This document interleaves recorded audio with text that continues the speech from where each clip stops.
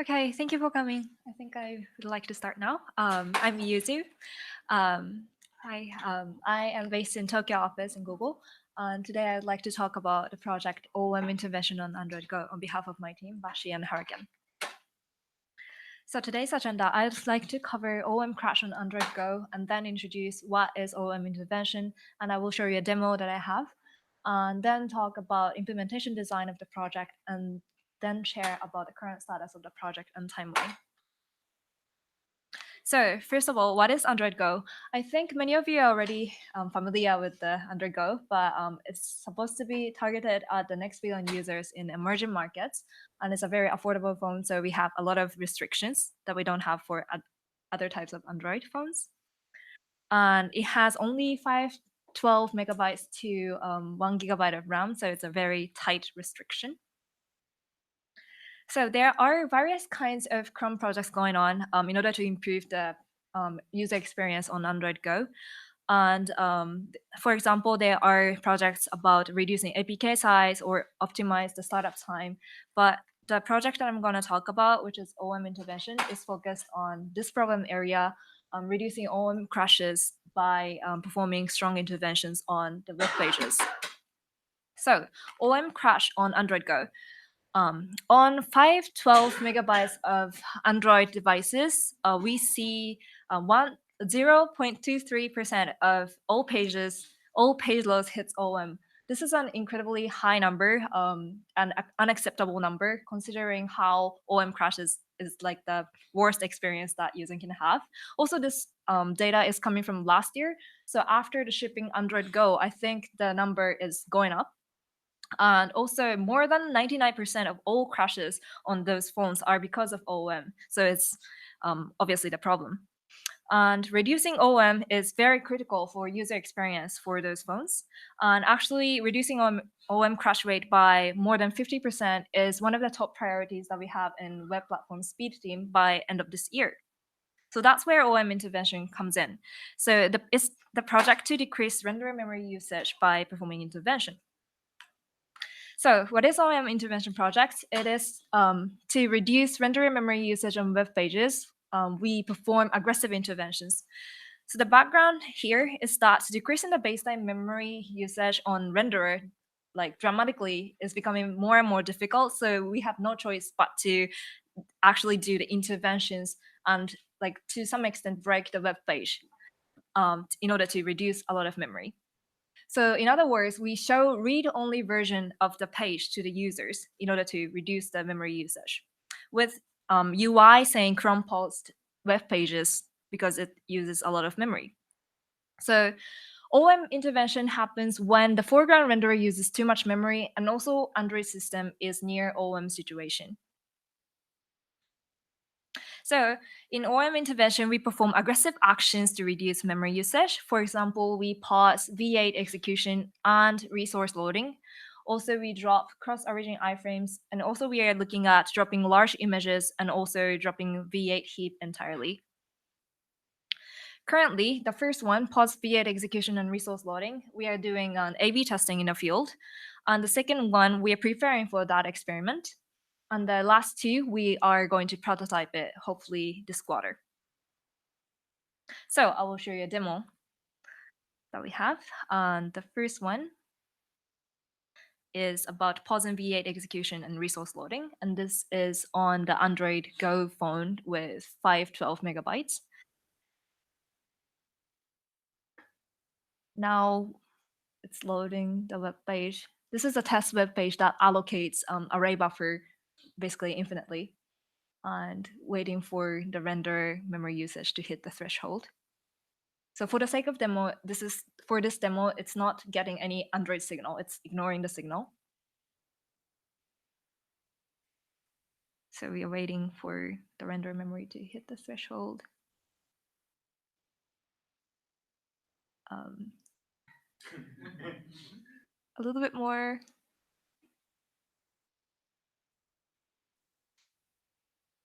Here, now you can see the execution is stopped. And now, I will go back a little bit. Now you can see the UI saying this page uses too much memory, so Chrome's paused it. and user can either just close the UI by accepting it or click resume. And if you click resume, that execution will restart. So I will show you another demo, which is about dropping cross-origin iframes. So again, this is on Android Go phone with 512 megabytes. And this time I'm navigating to Reddit, which takes about 10 seconds to load.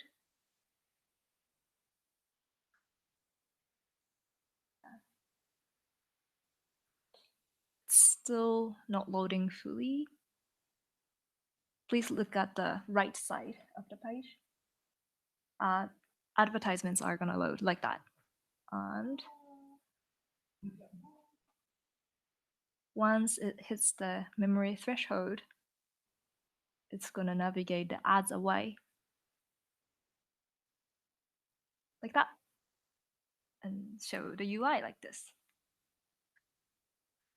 So that's about it for the demo. And now I'm going to talk about the implementation of this project. So this is an overview of what is going on inside. The left side, well, right side represents the renderer process, and the left side represents the browser process. And basically, the left side, OOM intervention tab helper is that is a new class that we introduced, and that is owned by web contents. And that is the class which gets the signal from Android system and also sends the Mojo message to renderer side. And when renderer side gets the message that we're near OOM situation, we start calculating, estimating the renderer memory usage, and then actually perform the intervention in the render process.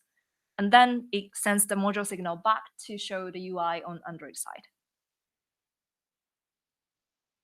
So again, OM intervention tab helper is the new class that sends near-OM signal to renderer, and also is responsible for showing the UI to the users.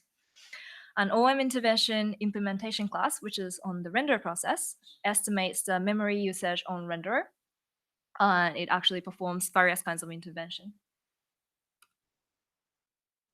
So the lifetime of each classes, the OOM intervention tab helper is owned by web contents, and its lifetime is the same as web contents.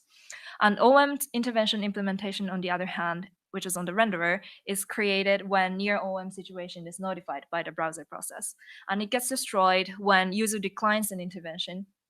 And also, it can be destroyed on navigation, and it will start all over again. So when it comes to detecting near OOM situation, there are three possible ways to detect that situation. The first one is using the Android system callback called on-low memory callback. The second approach would be threshold-based approach on the browser process using meminfo and VM stats. The third one would be threshold-based approach on renderer and calculate the sum of V8 size and partition alloc size and BlinkGC object size. So there are three possible ways that we could take. But currently, we are only utilizing the number 3, but we might change it as we go. The reason why we are now currently using only 3 is that number 1, on-low memory callback is not yet stable. So other teams is working on making it stable. So we want to use it. The second one turned out to be very flaky, so we couldn't use that. That's why we are now currently using only number 3. And we currently observe the sum of these 3 every second in the OM intervention implementation class. So on a 512 megabyte Android Go device, Chrome can use between only 130 to 230 megabyte of memory, including browser process. There is a huge range here because it highly depends on DRAM compression ratio or background activities of the phone. So on estimate, on a foreground renderer, V8, unpartitioned alloc, and GC, BlinkGC can only use up to 80 megabytes. So that's the threshold we are currently utilizing. we might adjust that as we go, but that's the current number. So let's talk about the actual implementation of the Intervention Act. The first one is pause V8 execution and resource loading. The implementation of this feature itself was pretty straightforward. It only takes creating a scoped page pausers instance. It's responsible for stopping JS execution and also resource loading. So OM intervention implementation class creates an instance of this. However, there is a bug around event listeners here. So now it's not stopping event listeners. So we need to fix that. Also, we are showing UI to the users using infobar on Android, saying this page uses too much memory, so Chrome paused it. But user can opt out from this feature. Opt out is per site basis for now. It's constant. It's consistent with preview feature and also translate feature. But this OM intervention can be re-triggered if OM happens again, even after user declines for once. So it can be re-triggered. However, after user declines multiple times, we will blacklist that website. And if users continue to decline on various sites, user is permanently opted out, and user will no longer see this feature anymore. So regarding dropping cross-origin iframes, we navigate all cross-origin iframes in the main document to about blank, and then perform garbage collection. And it had a significant reduction effect on the renderer side. Actually, when we experimented locally, it reduced PSS from 128 megabyte to 114 megabytes on one website called ESPN. Otherwise, well, when we didn't have OM intervention turned on, PSS went up to 141 megabytes. So we had a lot of effect here. However, this effect, I mean, like how much we can reduce the memory depends heavily on how many ads or how many cross-origin iframes the page has. So we still don't know how much effect we gonna have in the wild. So we need to do the field experiment. So finally, I'm going to share the current status and timeline of the project. So currently, we are doing the Finch experiment field A/B testing of version 0 feature, which is pause and V8 execution and resource loading. And we are now testing on stable. Acceptance rate of that OM intervention is 75%, which is not bad. However, we haven't really observed statistical significance yet on OM crash counts comparison. However, there was a critical bug around the feature, and I fixed the bug. So probably we are still waiting for the new results to come in, and hopefully we can get a good results on this. Yeah, so that's the current status of the experiment. So for version 1 feature, which is dropping cross-origin iframes, we're still preparing for the field experiment, and we only tested locally on the Android Go phone. So currently we have only tested on limited websites with a really small threshold value for the renderer. So we have no idea like if it's gonna actually improve the OM rate or not. So we'll see. For the other features like dropping V8 heap or dropping large images, we're going to prototype this hopefully this quarter. But dropping V8 heap entirely might be technically very difficult, so we are not sure. But hopefully we can implement these features as well. So the timeline looks like this. This quarter, we're going to ship V0, which is pause in JavaScript and resource loading to low-end Android devices, and also do the Finch experiment, field experiment of version 1 and ship it. And next quarter, hopefully we can move on to other interventions and ship it while we are waiting for an accurate memory pressure signal from Android P. So that was pretty quick, but that's all that I have. If you guys have any questions, please let me know. Yes. Yeah.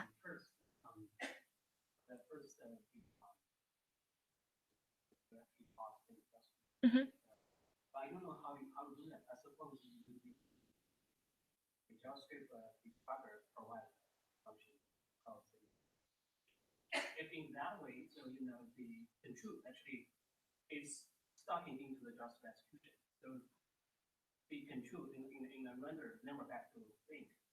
So in that case, actually nothing can run on page. Of course, UI here actually response. You can still move the Scroll. the render up and down, but you really can do nothing about it. Right. So in that case, why not just terminate the JavaScript? When you terminate the execution, the control is back to link. And in that case, you also can call there's another command to disable JavaScript execution. So in that way, the entire page will be JavaScript disabled. So then actually control then back to DOM is still pass the remaining data, so that people can still actually interact with the page. Yeah. So I think that's better than just pausing. Because when you pause there, because people do nothing, so memory is still using. Right. So yeah, it doesn't pausing JavaScript only doesn't have like reduction effect. It's just like the memory will only stay. Just to verify, we are doing the latter thing in your terminology. So pausing does not mean pause the event loop. Not we are just not executing any more JavaScript. So the page is scrollable and clickable. I don't think that would be focused on. Yeah, that they usually but so yeah, what you know, different from the pause command of Q2. Yeah. So we are disabling subscript JavaScript execution. Yeah. Is there any way to get feedback to site coders that pages are doing bad things? Yeah, that's what I was thinking. But is there any plan for? I know it's pretty hard right now, but I think like Facebook had requested a feature like this, like getting some sort of performance feedback. It seems like this would fall right into that as well. So there's a lot of discussions about how to incentivize developers to reduce memory, and that's clearly on our radar. However, the tricky part is before doing that experiment, so we need to clarify the correlation between memory usage and business metrics, and we are now working on it. And that's on our radar. There's a lot of exciting projects that I'm excited to see this. Question. Do we have any user metrics to keep track of the rejection rate of the user? Oh. So, well, one of my question is that we picked 80 megabytes, which I totally believe is like we did some experimentation. But that number might move as new versions come out. Yeah, exactly. So it might become a bit of aggressive threshold. Do you have any right. Yeah, we have UMA metrics enabled. So once we do field experiment like finching, we can see the acceptance rate of users or how many times it was triggered, how many times. What does acceptance rate? Oh, acceptance means so I showed you this UI, right? So accepting means just closing the UI. Resume means resuming means like the JavaScript will start again. So that means declining. Okay. Yeah. Yes. This is an experiment. Mm-hmm. And this is running roguelike or what's percentage? The configuration. Currently it's on low end, right?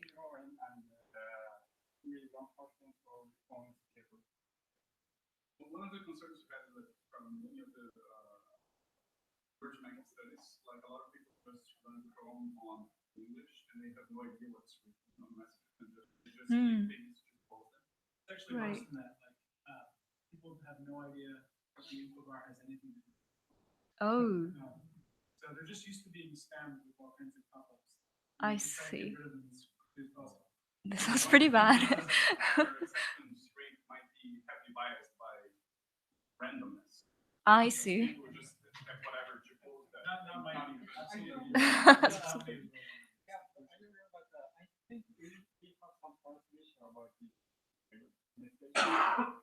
So translation might be. We have like living metric allowing type user just reloaded the page right because that might be a signal that the user doesn't understand. That's true. That's a good point to think about. Yes. How are you implementing the blacklist? Oh, Previous as a separate blacklist.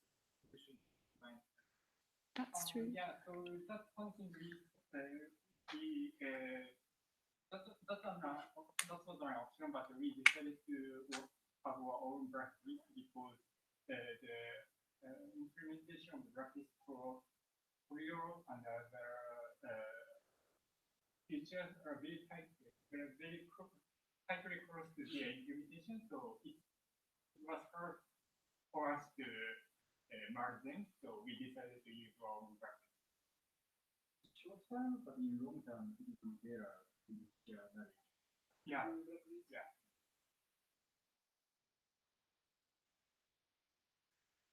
What's the motivation for allowing the user to do stories? It seems like once they press resume, figure it out everything.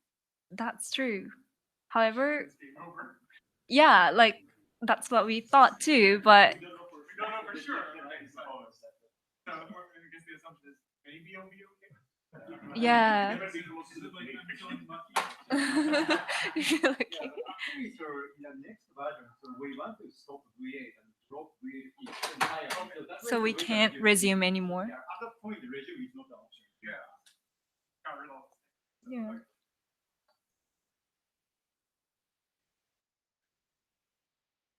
Just a final question. You said that there is some new API in Android P. What is for some improved API in Android P? What is that about? Yeah, it's about Android system API, which will send the high memory pressure signal to browser process so that we can trigger OM intervention by that signal. Currently, we only like rely on the estimate on the renderer process, but hopefully we can trigger by Android system signal. So it's going to be refined. As it comes all the time. So that fits in error like the Android signal. Yeah, it's too late. Sometimes too late, sometimes too early. So, considering that, does it have some parameter that tells like how close are you to actual OOM? Like the OS hook that receives the browser hook that receives the OS notification about out of memory? Does it have some level like critical or medium, something like that, that you can have different actions? I'm asking because in LG we have like multi-application environment, and when we get close to OOM, we start taking different actions depending on how close are we to OOM. So first we try to like drop the caches of non-foreground applications, and then if that doesn't help, we start killing some applications. Right. Finally, we take some action on the foreground application. Right. This API currently takes this kind of parameter. Currently we don't use that API because it's too flaky. But once we can rely on the signal, I think we will do like a similar thing, because we have like several options, like several like things that we could do, like dropping cross-origin iframes or pausing JavaScript execution. So we will probably like do each action on like each stage. So we will probably do the similar thing. So the Android API already has 3 levels, like Yeah, moderate and critical. The thing is that they are really unreliable. But turns out is very hard to see.